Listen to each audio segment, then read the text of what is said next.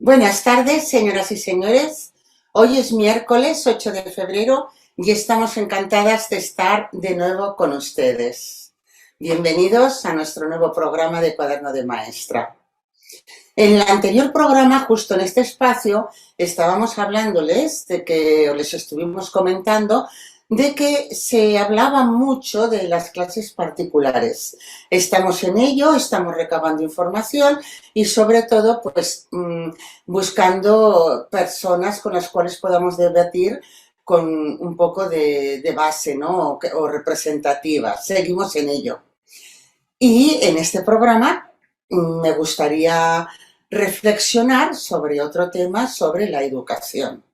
Antes de ello, me gustaría aclarar algo que toda la vida ha estado muy claro, pero da la impresión de que ahora tenemos que ponernos a volverlo a decir, porque parece que se está poniendo en duda. Vamos a hablar de la escuela, de lo que es una escuela. Bien, la escuela es una institución antiquísima, es tan antigua como las antiguas civilizaciones. ¿Y para qué sirve esta institución? Bueno, esta institución es la que se encarga de educar a las personas y a todos los ciudadanos.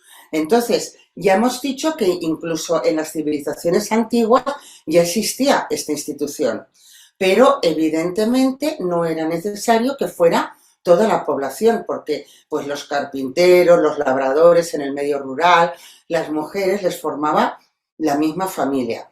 Pero la institución siempre ha funcionado, es muy antigua y no hay otro organismo que lo supere. Nunca ha llegado, eso es una realidad. Entonces, repasando así un poquito la historia, nos damos cuenta que a medida que las sociedades se hacen más complejas, tienen que llegar ya a todos los ciudadanos. Ya no se pueden conformar con que solo haya unos ciudadanos que lleguen a la escuela. Perdón. Y la escuela, por lo tanto, se universaliza. Y eso también, pues, está, digamos, está relacionado no solo con la complejidad, sino también con la democracia o con los derechos humanos, como lo quieran ustedes llamar. ¿Qué quiere decir? Que nuestra sociedad necesita unos ciudadanos más formados y ya no se puede dejar la formación a las familias porque no llegan a todo, necesitan ir a una institución como es la escuela. Entonces, ¿por qué aclaro esto? Porque la institución más efectiva que hay para educar a la sociedad es la escuela, no hay otra, no se puede sustituir. Es toda una serie de normas que vienen de Europa, que vienen de la UNESCO, todo un ministerio, ya llevamos como 150 años en España de este ministerio, dedicado solo a pensar quién va a enseñar, dónde va a enseñar, cómo va a enseñar, qué va a enseñar. Nadie puede competir con eso. Y quienes mejor preparados están para enseñar son los maestros. Parece mentira que lo tengamos que decir, pero si alguien quiere poner la duda en la escuela de los maestros, tenemos que decir no. Y por cierto, en España tenemos buenos maestros y un día podemos hablar de ello y cómo demostrarlo, porque se demuestra. Son buenos maestros.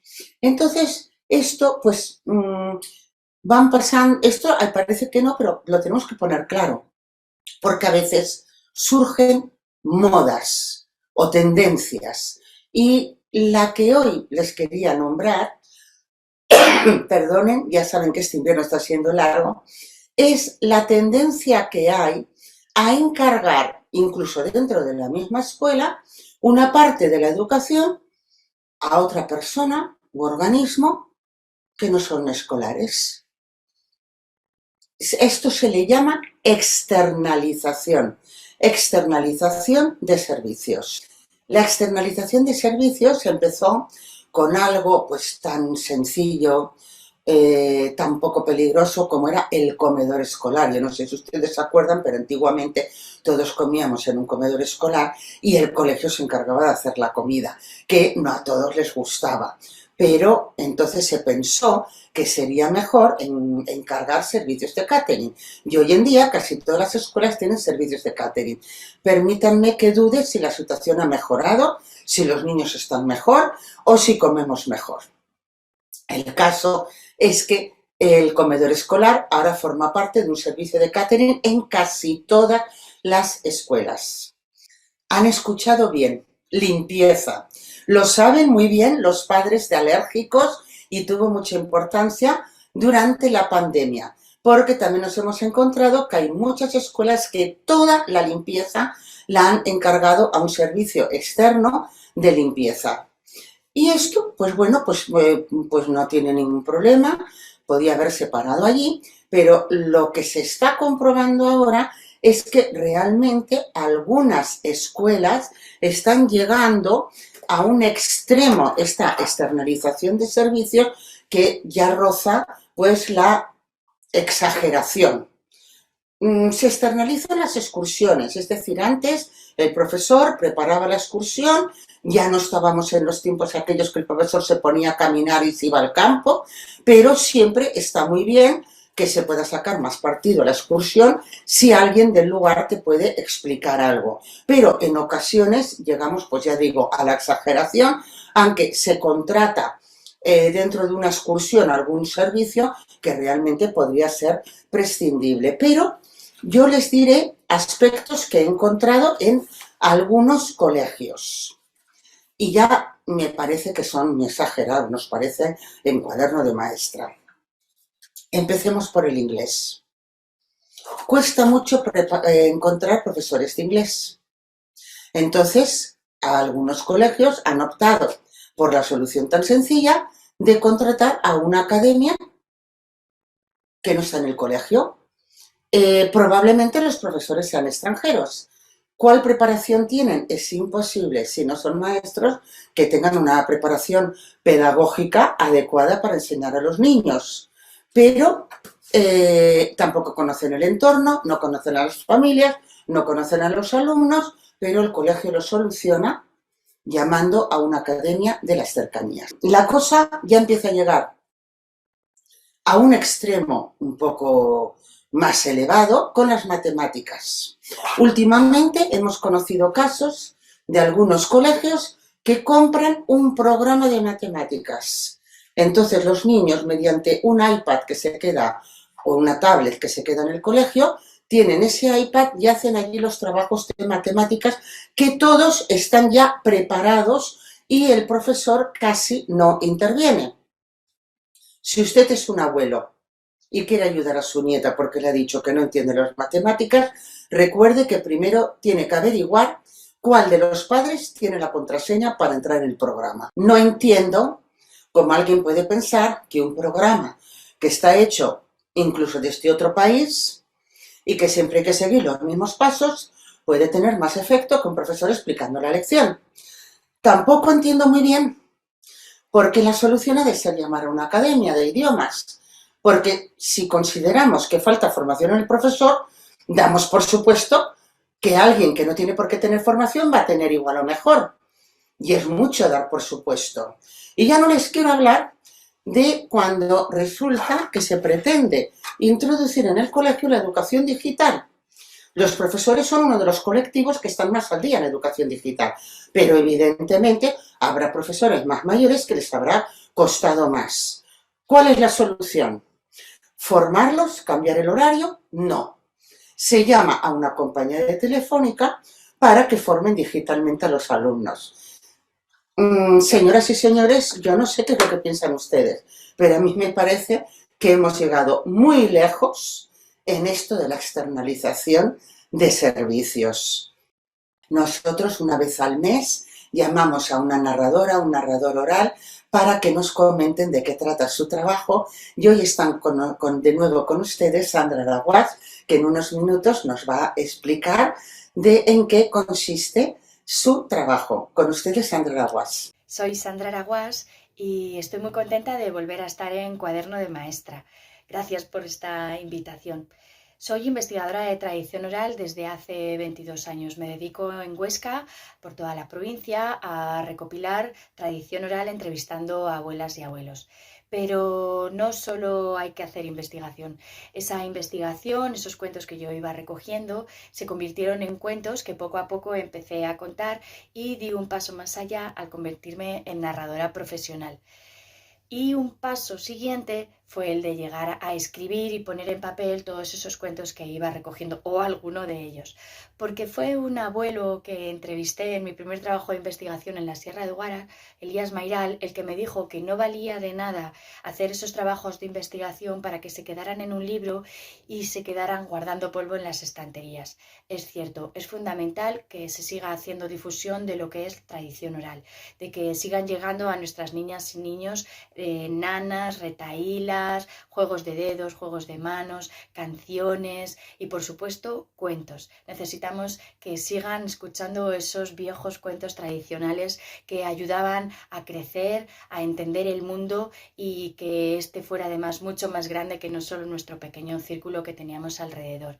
Así que esa es mi finalidad en este mundo, seguir contando cuentos y seguir intentando que lleguen todo este tipo de conocimientos que contienen la tradición oral, que no se rompa esa cadena y que vosotras y vosotros en las escuelas pueda seguir siendo un lugar donde utilizar estos materiales. Para ello tengo una editorial pequeñita que se llama Editorial Sin Cabeza y allí es donde podéis encontrar todo mi trabajo. Muchísimas gracias. Ahora con ustedes, Ana Teveroski va a reflexionar sobre la definición. Entramos en el tema de vocabulario, de aprender vocabulario. No es lo mismo nombrar que definir. Y Ana va a reflexionar sobre todo lo relativo con la definición. Con ustedes, Ana Teveroski.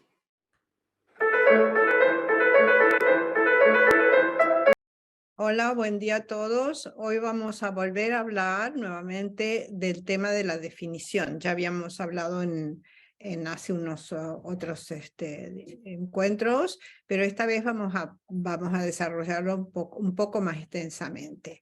Vamos a hablar sobre la definición de palabras, básicamente.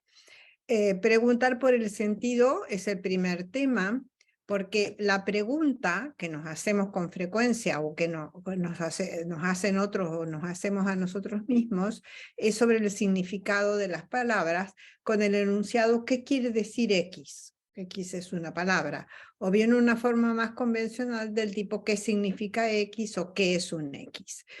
La forma de la pregunta es importante porque en los diccionarios se entiende que se debe buscar las entradas, es decir, por ejemplo, si preguntamos por qué es un tigre, tenemos que buscar tigre, si preguntamos qué es un león, tenemos que buscar león. Las entradas en los diccionarios están, se dice, en mención, sin el determinante. ¿Quién responde a esta pregunta? ¿Es el libro de la respuesta o diccionario? Puede ser que haya alguien, un interlocutor, que pueda responder a la pregunta, pero si no, hay que consultar el diccionario, que es la recopilación de dicción, es decir, de las palabras. La forma de la respuesta a esta pregunta, por ejemplo, el león es un mamífero, el tigre, perdón, es un mamífero felino, o león es un mamífero carnívoro, con términos que son hiperónimos es decir, de una categoría superior. Es una respuesta de tipo convencional, dice se denomina tigre a lo que significa mamífero felino. La respuesta más cotidiana sería en cambio, el tigre es un animal mamífero. Entonces se trata en ambos casos, tanto la respuesta cotidiana cuanto la respuesta de los diccionarios, de equivalencia, es decir, la presencia de él en la definición cotidiana indica que la palabra está en uso, su ausencia en los diccionarios indica que está en mención. Esta diferencia está de una palabra en uso a una palabra en mención. Y la presencia de es un anuncia que lo que sigue será un hiperónimo. Es un mamífero o un animal mamífero. La función de estos enunciados son metalingüísticos de definición porque se pregunta para interpretar la lengua. En ese sentido, esto quiere decir metalingüístico. Y se dan las instrucciones para interpretar las palabras, una especie de bautismo, digamos, de la palabra con una función que se llama performativa, es decir, que lo que se enuncia realiza la acción que significa crear las palabras o el sentido de las mismas. Entonces yo cuando digo una palabra estoy creando, digamos, el sentido para el uso de las mismas. Por ejemplo, en la definición que sigue, un tigre es un animal mamífero, estoy utilizando, digamos, este sentido performativo y metalingüístico de lo que es mamífero. La fórmula es un X, es un Y, y es una fórmula muy antigua, es la fórmula que usaba ya Aristóteles en la época clásica de los griegos. Las categorías de las palabras. Esta respuesta es cuando se pregunta por nombres sustantivos. Cuando se pregunta por verbos o adjetivos, la respuesta tiene que ser otra. Cuando se trata de definir nombres, por ejemplo, nombres de animales, es necesario hacer referencia a la pertenencia categorial de un nivel más alto del nombre definido. Entonces, hay una diferencia entre nombrar y definir. La diferencia es señalada por varios autores, que nombrar consiste en una cosa, definir en otra, y esta diferencia lleva una categorización que tiene 3 niveles. Una corresponde al nivel básico, por ejemplo, tigre, que se puede identificar los objetos, los animales, etcétera, las más naturales del mundo.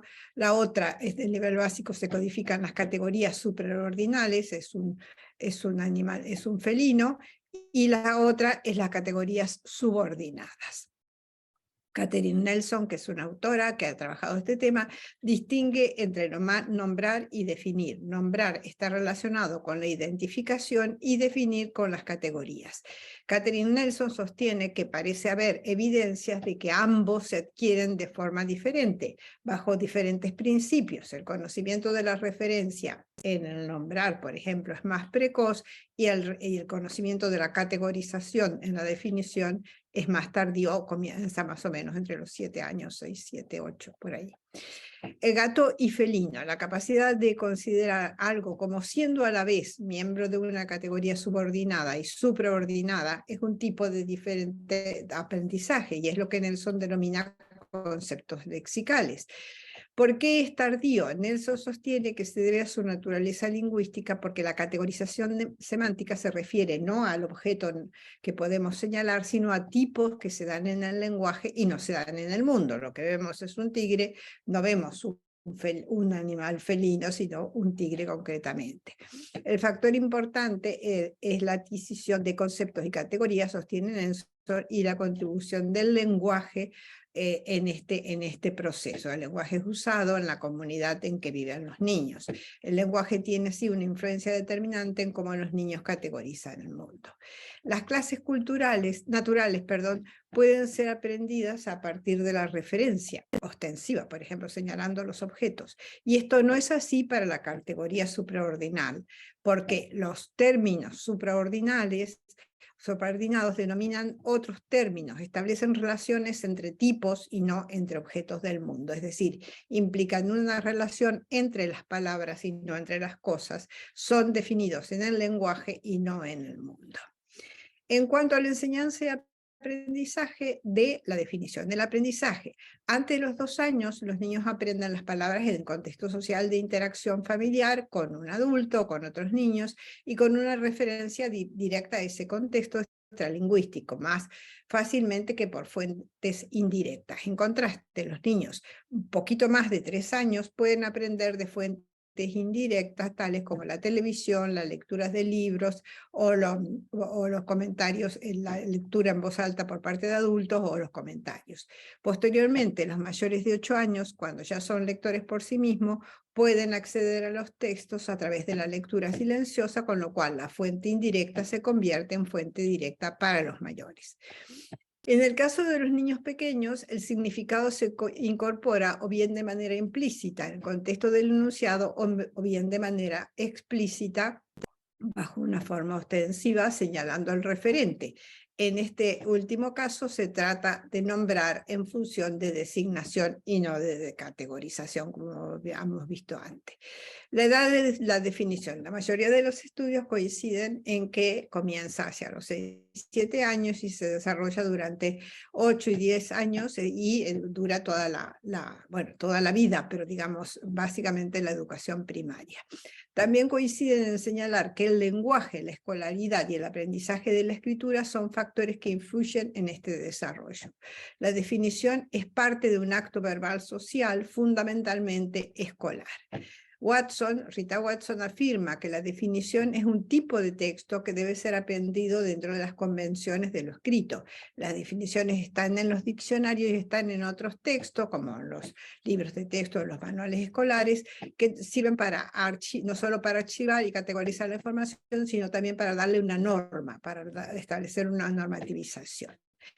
Pero insistimos en que en esta forma de discurso viene de las convenciones de lo escrito y su aprendizaje implica dichas convenciones y normas. No quiere decir que no también se dé en lo oral, pero básicamente, digamos, aparece fuertemente en lo escrito. Digamos, la definición tiene sus dificultades, no es así tan fácil. Muchas veces el término técnico plantea otro problema, comprender, por ejemplo, el hiperónimo. En el caso de la palabra diámetro, su definición sería 2 veces el radio. Es bastante fácil de entender, pero siempre que se sepa qué es un radio, qué es el radio. Una construcción técnica de este tipo, en los términos en que se entrelaza, crea la dificultad de comprender ambas, digamos, la definición y lo definido. El acto de respuesta a la pregunta sobre el significado de una palabra se llama definición, que es lo que hemos visto. La palabra o palabras aisladas en el enunciado es lo definido y la respuesta es la definición. La enseñanza de la definición, el tema de incorporarla en el vocabulario por medio de la definición ha sido también preocupación para los enseñantes. Este tema ha llevado a preguntarse cómo organizar el vocabulario, cómo incorporar también la definición. Las orientaciones didácticas han oscilado entre proponer una presentación de listas de palabras con definiciones explícitas o de palabras dentro de un contexto discursivos y luego también hacer listas las dos cosas. Pero las propuestas más fructíferas han consistido en considerar las relaciones de significado de las palabras con los temas del currículum, porque claro, cada unidad temática o cada disciplina, digamos, académica tiene sus propias palabras y sus propios conceptos y definiciones. También se ha propuesto recurrir a descripciones amplias que incluyan relaciones de diversos tipos respecto a las palabras, relaciones de clase, es un miembro de una clase, relaciones de ejemplo, es un ejemplo de tal cosa, de propiedades, tiene la propiedad X, o de funciones, sirve para, etc. Esas son diferentes modalidades. Esto se recoge en muchas de las pruebas de la definición, por ejemplo, inferir a partir de lo definido, de la definición, lo definido, proponer paráfrasis, ejemplos, descripciones o sinónimos que elijan mejor para definir una palabra, variar las palabras, los tipos para ver el efecto sobre la definición, incentivar los intercambios entre los niños y no solo con el adulto, incentivar las preguntas espontáneas sobre el significado de las palabras. En resumen, la definición consiste en establecer una relación y para ello el uso de es, el verbo es, porque no se utiliza en otro tiempo, sino en el presente, no dice será tal cosa o ha sido tal otra, no, sino que es. Como verbo de relación, el término de definir se pone en relación con otros términos más generales que lo incluyen. Estos términos más generales a la vez están entrelazados y se usan para definirse unos con otros en una taxonomía de tipo técnica. A es una especie de X, que es el superordinal, o B es una especie de Y, es una parte de I que es la composición. Vamos a ver ejemplos de definiciones, los ejemplos convencionales que aparecen en los libros o en los diccionarios. Mamífero es un animal vertebrado, omnívoro que se nutre de todo tipo de alimento, ovíparo, animales que se reproducen por huevos, vivíparo, se dice del animal cuyo embrión se desarrolla en el interior del útero, anfibio, etc. Los alumnos que interactúan con este tipo de cuento también saben definir o definir, por ejemplo, a partir de un cuento. Hemos recogido las definiciones a partir de Los tres bandidos de Tony Ungerer, libro del cual ya hemos hablado aquí. Consultando al diccionario, los niños llegan a definir qué es escondite, qué es carruaje, qué es destrozar, etc.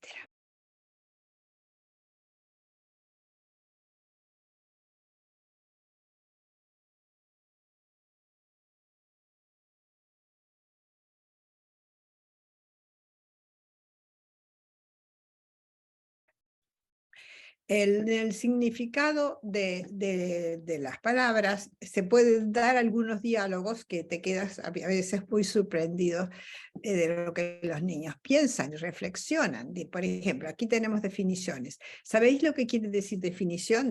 Dice la maestra. Los niños responden sí. A ver, explicarlo, dice la maestra señalando a un alumno. Que tenemos que decir qué quiere decir.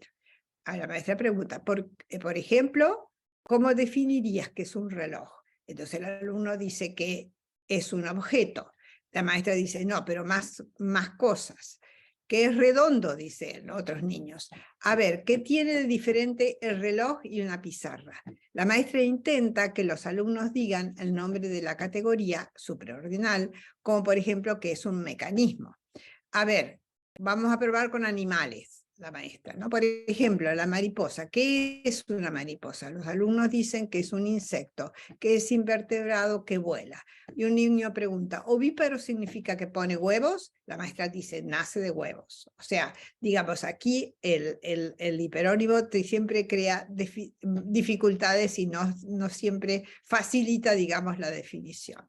Aquí tenemos algunos ejemplos de definiciones infantiles. Por ejemplo, serpiente es un animal reptil que se arrastra. O sea, reptil está definiendo no serpiente, sino reptil, de alguna manera con una equivalencia, ¿no? Sardina dice, es un pez que se llama sardina. Aquí es autorreferencial. Bueno, estas perlas de definición las encontramos en un libro que en una época, en los años 70 o 80 por ahí, y se hizo muy famoso, sobre todo en América Latina, y lo escribió un maestro de Uruguay, de la República de Uruguay, y recogiendo a partir de su experiencia muchas de las respuestas de las definiciones de los niños. El libro se llama ¿Qué porquería es el glóbulo? Y es de Ediciones de la Flor. Entre las definiciones que había en ese libro, he recogido algunas. Por ejemplo, dice, pero qué mujer omnívora. Está usando omnívora como si fuera un adjetivo, digamos, no muy elogioso. El átomo es una cosa que cuando se amontona explota, dice otro.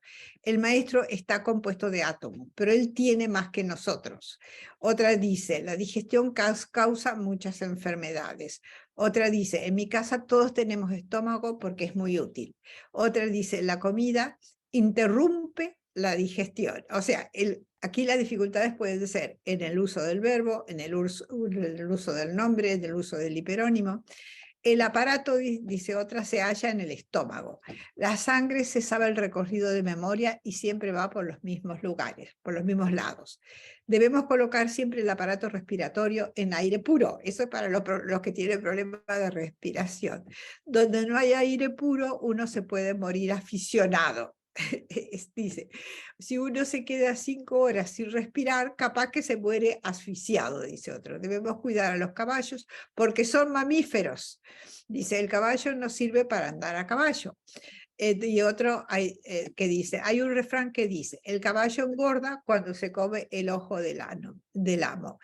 Y por último, hemos citado una enumeración con forma de problema, de resolución de problema, pero que está un poco, digamos, entre lo que es una suma, lo que es una redacción, lo que es un enunciado de problema. Dice, el perro tiene lo siguiente, 2 puntos, cola 1, patas 4, orejas 2, ojos 2, hocico 1, dientes 32, raya total 44.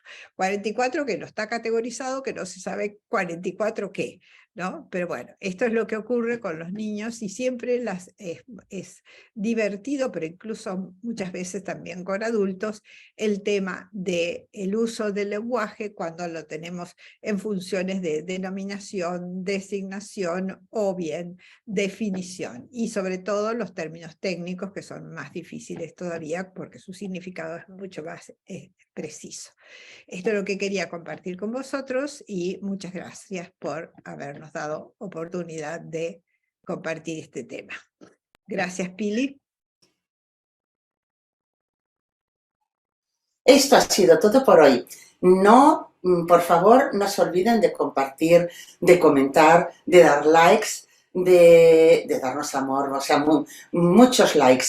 Y si creen que a alguien le puede gustar el programa, envíanlo y compártenlo. A nosotras nos ayudan mucho compartiendo, comentando. También nos pueden escribir directamente con alguna de sus preguntas.